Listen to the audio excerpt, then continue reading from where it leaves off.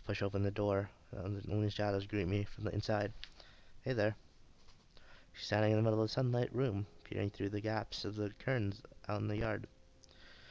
Like so often before, she doesn't start or jump, just calmly waits for me to make the first move. It's as if she's trying to become a permanent part of the furniture.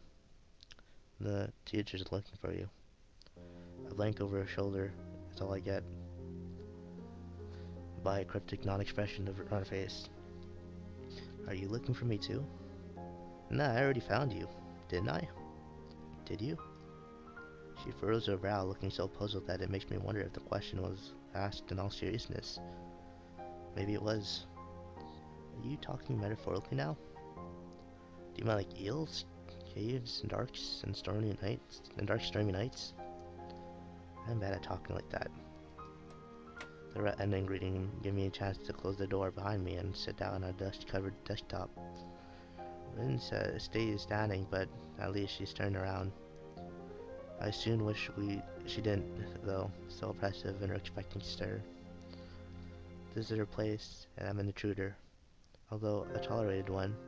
Despite that, she still waits for me to say something. If only I knew what. The sunlight silence presses me towards decisions. I came here without really thinking what I would do, far from delivering the message to her message in case Rin was here. She was, and now, I don't know what else to say. What else should say? I hover between two options for a moment. Rin being troubled troubles me too. It's a surprising revelation, almost as big as realizing that she really is troubled. That she really is troubled was. Nothing I could do is probably help. I could do would probably help. I might partially to blame.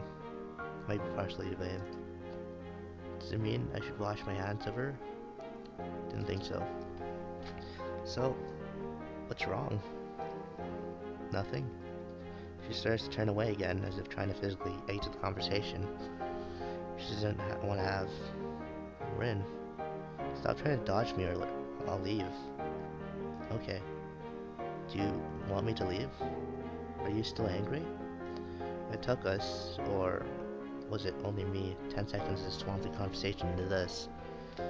I wish you could erase the past. Or failing that, forget all about it. I wish for that more than once in the last few months. Let's put that aside for the time being, alright? If you say so. I do, so what's wrong? Sai and Amaya were not happy that you just ran off yesterday. You left them in quite a pinch, and I suppose the teacher wanted some kind of an explanation. It seemed like you just threw out everything you had worked for, and I don't get why. Did I make a mistake? My reprimanding and her flat answer got so much against the usual expectation and presumed interaction that it might just as well be somebody else talking. Neither of us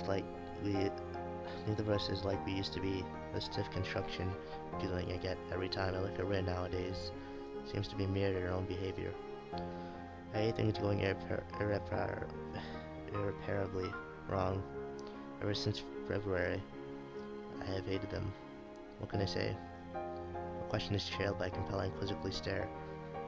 That makes me sigh and frown. Conversations nobody wanted to have are the worst. I don't know. I mean, it's not the end of the world, but it probably was pretty stupid. She responds with a sigh of her own, although hers is not necessarily as heavy as mine was. I just couldn't do it. But why? What's wrong? I pause, a furrowed brow, quiet voice. Let it be, Hisao. I don't think I can really explain it in a way that would make sense. Yeah, Rin doesn't want to have a conversation either. This may be for the better. But how rare of her to admit that even she has some kind of limits. I always thought Rin was all but ignorant of her tendency to get distracted so much that she inadvertently obfuscates everything she says. You never explain anything in a way that would make sense. Nobody else has ever asked me to. I guess that's how it is. but I always wanted to make sense of you, to find out who you are. I still want to, can't you see? I know you can't, but I do. Is that why I keep this up? It pains you as much as it pains me. It's unlikely to be of any use to either. We did things and said things that can't be undone. It's as if you and me being close to each other just hurts us both, but we still don't know if we keep doing it. Isn't that silly?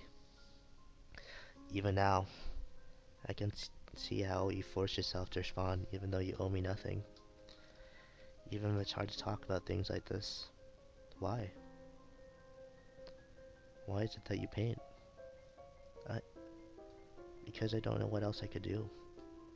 It's like this feeling that there's no choice, that it's the only possibility. Like when there are only watermelon flavored popsicles left in the store, but you need to eat a popsicle. Or poor metaphor aside, she didn't answer anything. If possible, this makes even less sense to not knowing. But if you don't want to paint, not like that.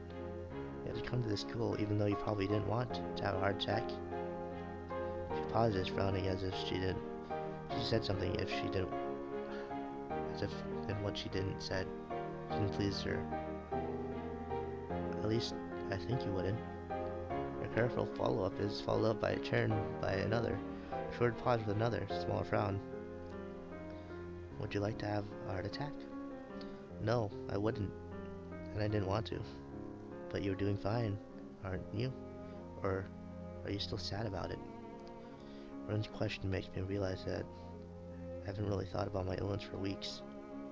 Aside from chugging down my medication every day, there's been no need to concern myself with my broken heart, which I'm only thankful for, really. Getting to know new people, a new school, a new town, a new life. It all has caught me and made the past fade away.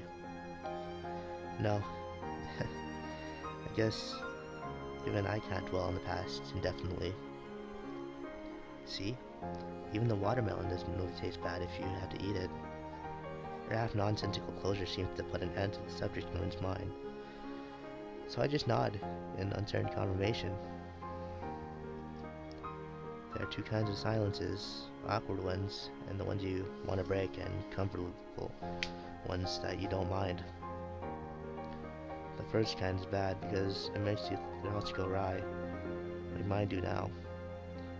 Looking at Rin makes me feel bad. I want to feel like this.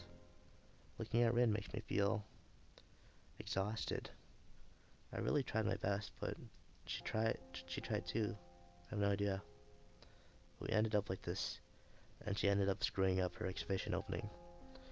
It feels like we are at a dead end. There's no direction to continue to. I reached out to her yesterday thinking it would be the last time. She walked away. I want to be me. What the heck does that even mean? Rin, if anyone, is most definitely yourself. I feel kind of relieved that I'm not the only one to blame, but this still grates on my mind. Why did she run away? It didn't make sense yesterday. It doesn't make sense today. The things she said feel like they should make sense, but they just don't to me. You know, about the thing you just said. Which one of them? Uh, painting. Said something like that to me before. A true artist does not paint because she wants to, but because she must. And I've been wondering about what she said. Why do artists have to paint? My question is probably pretty stupid. At least Rin looks at me in the blank way that seems to say so. I don't know. Am I an artist? Well, you paint stuff, and you have an exhibition too. I'd say you qualify. I think I still don't know, but okay. The thinking pause that follows seems to last for half an eternity. Unlike most people, Rin doesn't flavor her thinking pauses by body language or saying like or anything. I've noticed that I might prefer the usual way, even though it's me. As if people were so infatuated by the sound of their own voice, they just have to keep making some noises, even if when they are just thinking what they could say next. Rin just comes to a full stop while she's thinking. It's disconcerting, because reacting to people spacing out is always hard. But she comes off as less obnoxious. I think I want someone to see what's inside me, not the way doctors and serial killers do. The way that doesn't make me feel lonely. This is what you call metaphorical, you see. Please don't lecture me about self-evident things. It's not self-evident that this is self-evident. So you present a painting to someone and expect them to magically see a glimpse of your soul? It's not like that. It's just a little like that, but not really. Don't you understand? I do, and I don't. You know, I feel a little bit of despair every time you ask the question. What question? Whether I understand you or not. She seemed almost surprised at my clarification. Oh, it's not really a question. It's one of those kind that don't have to answer. Rhetorical. Yeah, that's the word. A question that is not an answer is a rhetorical question. How nice. That reminds me. That doesn't really make sense. What kind of question is one that isn't a question? A rhetorical one. What kind of an answer is an answer that doesn't answer anything? Is that a rhetorical question? You're not funny. But if you don't like it, would you like me to say something else instead? I don't have any good ones though. How about your pants are on fire? This can be our secret language. Rin's honest to goodness silliness made twice sound more ridiculous by the fact that I know she's dead serious. Derails me like it always does. It's like some kind of safety lock to prevent me from becoming too much of a worrywart, dragging even my own thoughts off the ground where they should be. It makes me smile, confusedly, but only on the inside. Even though the corners of my mouth are not drawing into a grin, I'm still impressed by her ease of wrecking any attempts at being too serious. Could she, should she, will so, forget and ignore things that bug her, things that bother her? Could she, should she, will so, be free of whatever burden being her means? Or am I the only one who feels burned by being myself? No thanks. But still, the time when I feel that I am on the same page as you are pretty rare. It feels like there's this huge gap, and sometimes you just go to the other side, and I don't have any way to reach to you from where I am. It's like you are in some completely different place at times, even though you're right here. That's right. There is an insurmountable discontinuity, an imaginary glass wall that blocks comprehension from happening. There might be such a gap between any two people, but with Rin, it feels more tangible. Rin does not react to my thoughts, not to the ones I uttered aloud, nor the ones I did not. It's even worse with art. I'm not very good at art, I admit it. I joined the art club because I thought it'd be interesting, and I guess it is. I like art. I like your art too. But just like with you, I can't comprehend it. I'm pretty sure nobody really can. It seems to worry her slightly. Do you think so? Yeah, I guess the art is meant to be interpreted, not understood. That's how I put it. That's a sad thought. I guess. It might feel like one. It make you feel sad for yourself? Rin thought about this for a while, and then shakes her head, surprisingly vehemently. The first thing she focuses her eyes on afterward is me. Both of these things make me glad and relieved. That's good, isn't it? Anyway, you should go see the teacher and apologize properly. I think he's worried about you. Can you do that? the time she nods her head. Only it's not vamped, mented. The hallway is empty, almost intimidating. Maya's office is at the art classroom. That's the other end of the third floor hallway. Our steps echo disturbingly, almost um, the atmosphere is unlike on a normal afternoon. I feel like the school knows that nobody will be coming back for a month, too. The door is open, but not very inviting. I'll wait outside. Nodding barely noticeably, Rin strides in without stopping and naturally without knocking. Maybe that's why it takes a few seconds before I hear the teacher's voice from inside. There you are! Hello. A conflict arises. Should I stay here or go somewhere else? Not sure if I even want to eavesdrop on them. Matter to lose the curiosity, and so I stay close enough to listen in.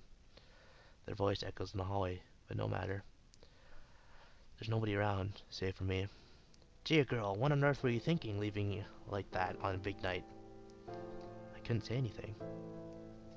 Compared to Maya's cooling tone, Rin sounds awfully quiet and withdrawn. Her words seem to drown under his. I have to say, I'm very disappointed in you, Tezuka. It was no good at all. Never mind. All the things I did for you. What about Sai? What about all the guests who wanted to meet you? There's nobody. Even Asao. You have embarrassed us very badly, Tezuka. Reputation is what counts. Surely you knew that. It's alright. I don't need it. Don't need... What do you think you know? Rin replies only to seem agitate the teacher more. His voice rising with every sentence. The path of an artist is a thorny one. I'll tell you that. Thorny. You have to see the big picture. There'll be bad times and good times. Things are like they are. It'll be alright even. You might not. You might now think that it's always so wonderful and easy, but how far would you have to gone without me? I won't always be there for you. When you lie on the floor on your minuscule room, you rent 3 weeks late. You mind blank for the 4th week straight, then you will wish that you had listened to old Namaya for a bit more. When you keep measuring how the shadows of your chair becomes longer over the spring because all lethargy amount, maybe that's when you'll start caring about your career. That doesn't matter. Your resolve is not enough. I am not a resolved person. You're not a resolved person. Then tell me, why? Why did we go through all this trouble if it amounts to mosquito shit? Oh dear, the teacher blew a fuse. Him yelling at Rin makes me feel bystander guilt. If I had gone with her, maybe he wouldn't have gone so angry. If I had not let her run away, he wouldn't have gone angry in the first place. I still go save her. I don't think I can. I was just the same. I yelled at Rin too. I'm feeling all the more embarrassed about it now. I felt justified to vent my anger at her face just because it felt it was her fault that I was so frustrated. I was no more justified than the teacher is. A terrible silence sits upon the hallway. Rin does not have anything to say to Maya. Whether she has run out of answers or she's not arguing would only make her angrier. What would make him angry is anyone's guess. The teacher has nothing more to say either, it seems, or maybe he just ran out of breath. For a moment, I imagine the two of them were just staring at each other, one full of red-hot anger and the other full of, yes, what? I can tell how Rin feels, not before, not now. The teacher seems to expect Rin to say something too, but since she doesn't, he finally continues a quieter but not less angry voice. What's worth is there in doing so much work if the outcome is nothing? Still, Rin will not say anything. I'm sorry, I shouldn't have gotten so excited. He does not sound sorry at all. Rather, his tone is cold and sharp, like he was spitting the words out of his mouth. It seems that I was expecting too much. You're not another after all. Yeah, not sorry at all.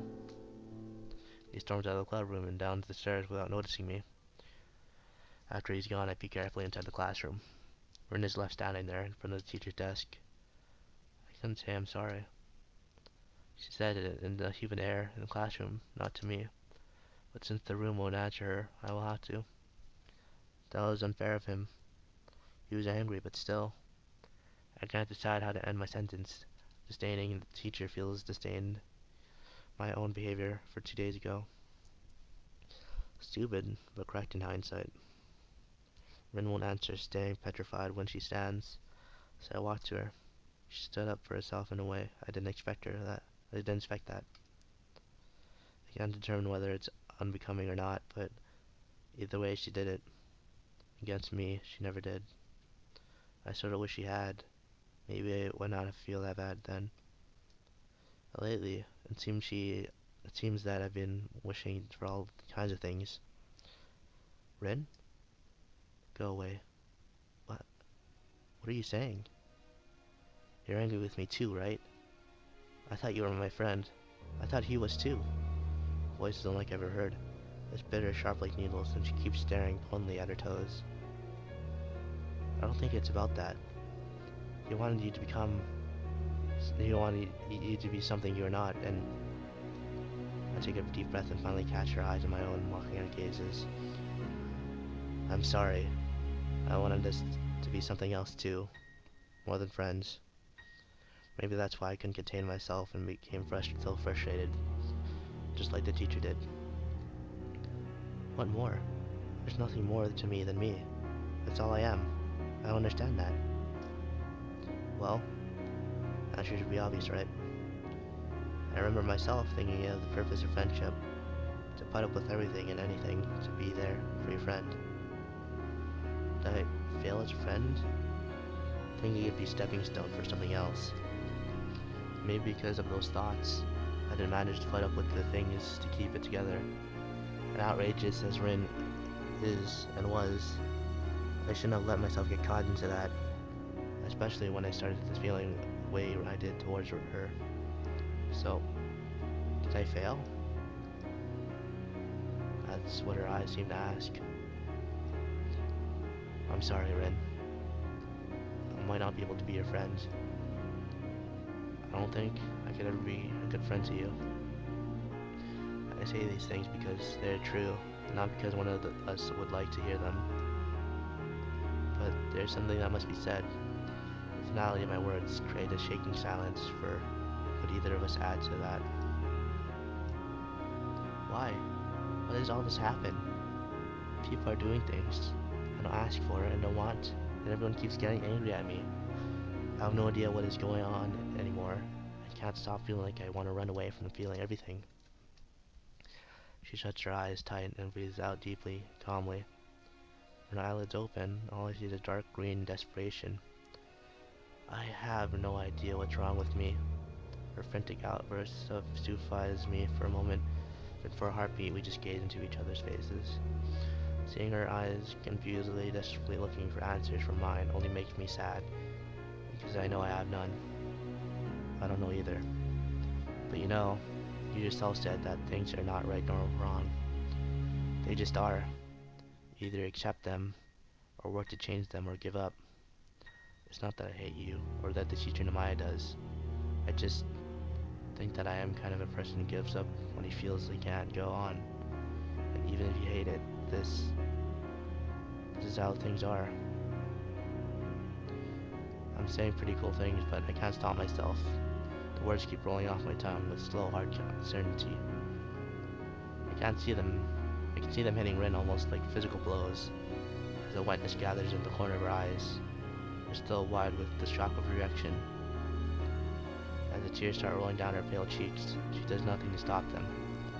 As we fall down on the floor, one by one, she stands still, staring at me with a gaze full of hollow disbelief. While reality catches up, then slumps forward as if she was deflating and buries her face as deep in my shirt as she can. Rin is heavy and feather-light, and I support her weight. She doesn't really sob or bawl, she just leans against me, letting her tears burn through my shirt into the skin underneath. And I let her, bringing my hand around her shoulders in a clumsy hug that does no good to comfort her. I can feel Rin's vertebrae against my fingertips, like hard and jagged reminders of how messed up things are. Her slim shoulders quivering against my palm is a pitiable and hopelessness of being apart the cause of Rin's sadness keeps treading my heart. To make the girl cry is the most despicable thing to do. Even Rin, especially Rin. Beyond the veil of aloofness, Rin is just a human being too. Just confused and scared as lost as any of us is. Most of the time, it just seems there's no rhyme or reason for what Rin does and says, but for once, I think I can understand how she feels. But no words can express it, and no words can make it better. So wordlessly we stay, quietly waiting for her tears to run out.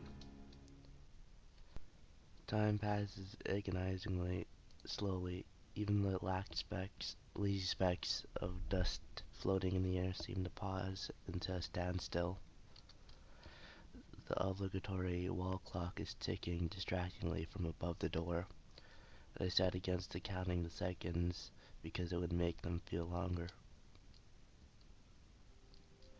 Eventually, Rin stirs a little and, still smothering herself against my chest, mutters into my shirt, "Let me be here for a while. Please, Asao. Just give me a little while." A soothing deluge spreads into my consciousness. The knowledge that being here for Rin is all I can do for her. That's all she wants right now, even after all we've gone through. Sure. So she stays there. But I still can't bring myself to draw her closer, so I embrace her properly. It's because doing it would just make me so sad that I don't know if I could bear it. The realization that we might never really be able to become what we want to be crystallizes uh, for the other crystallizes into my mind as a diamond heart enlightenment. A pang surges through my heart like an electric shock. It's painful. This clarity hurts. What can we be for each other? What meaning is there for us to desperately cling to each other even though it seems so futile? What should I say to Rin? How to make her feel better? I don't know any of those things, and I fear that knowing them would only hurt more. Forcefully, out of that. I push all of that out of my mind because I don't want to be thinking of hurtful truths. My thoughts calm down soon enough. The sadness disperses until all that is left is me and Rin, and a tender feeling of her warmth and softness against my chest. When did I fall in love with her? I can't remember, but I'm certain it was way before this warm touch of her lips on my own, on that orange-colored afternoon when she was sick with cold, and I went to see her because of unclear reasons. Her carefree attitude, the air of the otherness around her, all the things that make Rin herself, those things captured me with irresistible force. The way she could take in anything and everything, give it only the value she herself placed, weighing all things fairly and without prejudice, seeing the world as she wanted. There's something I could never do, and Rin was probably more than amused to me than anything ever was to her. She seemed to be so free to me, truly a free spirit, while I, constantly worrying about everything, seemed so inhibited that it was almost embarrassing. Maybe that's why I latched so tightly onto Rin, trying to get her inside her world that was so different from my own bleak life. Before I noticed it, the irresistible force had pulled me dangerously close to her, but it turned out to be way too alien for me. I'd forgotten Newton, of all things. The gravitational force is inversely proportional to the square of the distance between objects, so two people feel something for each other.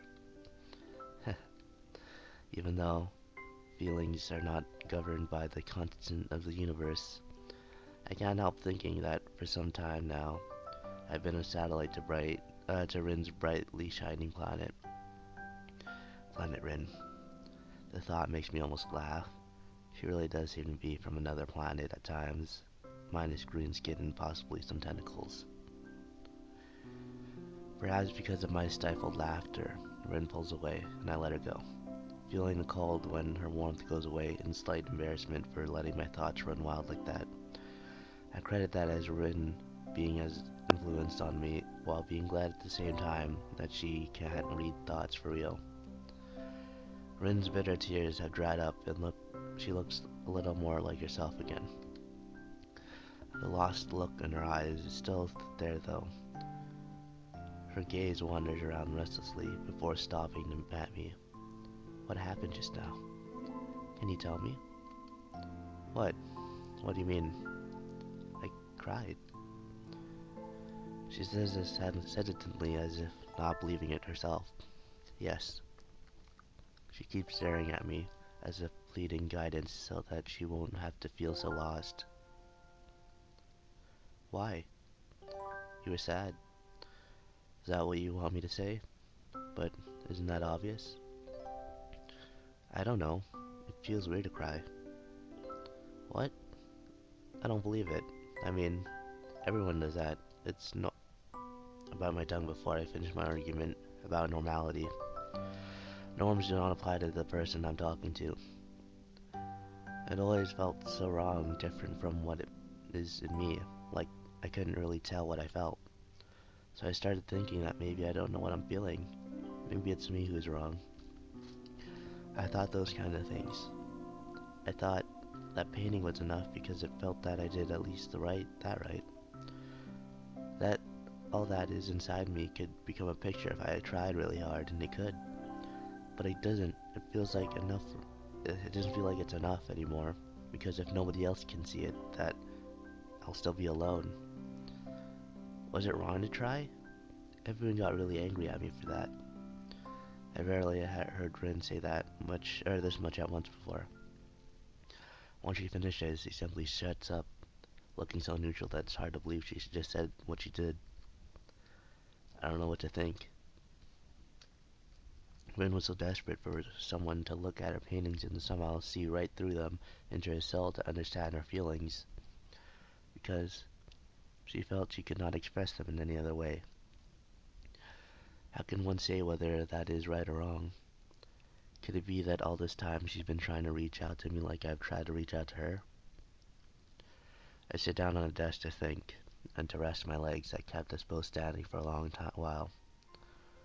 You know, when I read a good book, or look at a starry sky, or whatever, sometimes I too feel something profound like a shoot. I don't know how to describe it. For the instance, I try to put into words. I feel that I lose something. It doesn't feel as real, as true as it did inside my head. It feels a bit phony. Damn. Even what I just said felt phony. I offer a smile that is meant to be between funny and self-deprecating, but Rin doesn't react. Anyway, it might be that nobody can ever express their true feelings so that others understand. Reality has no chance of living to what someone has inside their head. Nothing can match that, not even your paintings, except maybe for you. But I suppose you can't keep everything inside. You'd explode for real then. What I'm trying to say is, I don't think it's wrong to express your feelings, even if your painting has your conduit. You just can't expect people to understand you any better than they would if you did it any other way. In fact, you can't expect people to understand you at all. It's because everything is so subjective.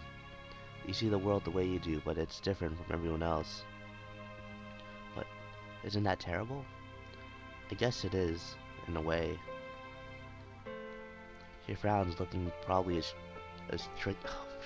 She's probably as stricken as she can, which is not much, but it's enough for me to understand that Rin is not particularly happy. I think it might make me sad after all. Yeah, I know. I wish I could do something to help it. I don't think I'm bitter, even though I am a little. This is my problem. I cannot be with what Rin wants for her, and for some reason, the same reason, she can't do the same for me either.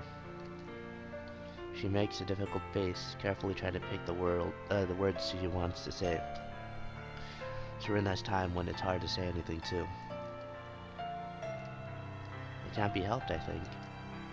But if you say that, it makes me feel a little better. It's funny how some seemingly irrelevant things are most significant ones at times like this. Like how Rin's voice is very small, barely audible when she says that, and how even her short bangs cover her eyes when she looks downward, and how they can't cover the deep red color rising on her cheeks and all the way she tips of her ears. They turn into a very interesting shade of red. A deafening silence follows. It's very awkward as I saw something that wasn't meant to be seen, even if it wasn't on purpose. I don't know what to say to that, but I keep feeling that I should know. She doesn't either. Still, it feels like there's no momentum to lose either if we keep silent. Like we have some weird, wordless connection that would hold even so. Rin keeps shifting her weight from one foot to the other restlessly, looking everywhere around this room except at me. She is the one who finally breaks the spell. Can we go? I don't want to stay here. Oh, yeah, of course. Where? My reply is covering my nervousness as badly as the questioning is covering hers. You can go wherever you like. I want to sleep. I haven't really slept for 2 weeks. It feels like there's a flock of light blue butterflies inside my head. It makes it hard to think properly. The kind that you think is too blue to really exist, like Emmy's panties in the morning. Whoa, she shakes her head, and I almost expect a couple of ultramarine colored morphos to pop out of her ears. A small smile tugs upward the corner of her mouth. That reminds me, the blue, not the panties. The word for a flock of butterflies is swarm. I looked it up. That makes my eyebrows rise into a questioning arc. Why don't you use it, then? I like the other word better. Why look it up in the first place, then? Then you should use it, right? She nods and falls silent, her gaze escaping mine to the side, attracted by the dark orange sunlight refracting from the windows. We stay like that for a little while, me silently looking at her silently looking out the window. Hey, you alright now? She glances at me through the corner of her eye, looking wistful again. The sunlight reflecting doesn't betray any more of her inner feelings. I'll need to think about that. I want to continue this conversation, grasping at the straws that she finally revealed to even exist. But Rin is looking out the window so absentmindedly that I know she won't be responsive in any way that would make any sense. It's like some kind of defense mechanism for her to avoid being sensible. Her mind is like a butterfly in itself, always fluttering somewhere away whenever it's stirred. Just when I thought I could see her behind her veil, she jumps out of my reach again. Maybe that's just how Rin is. Maybe that's something I just have to accept to get peace of mind. Okay, I'll walk you back to the dorms then. Thanks. Really. The empty hallways of the school devoid of its students feel very lonely. Less than 1 hour after the summer vacation began, the building seemed to be deserted, and all that intrudes of the stillness of the hallways are our footsteps. The change is sudden, but it shows how the building is just an empty shell, dead without its students and teachers. It's as though the school has become a private world for only the two of us, a desolate place filled with silence and chalk dust. I think I have to change. She says it out of the blue while we walk down the staircase from the third floor, so managing to feel like she's mirroring what I was thinking just before. That's what people must do sometimes. That's the last thing we see to each other that day, even though there would be so much to talk about. And even those words down in all the encompassing silence disappearing into the stagnant air as if they were never said.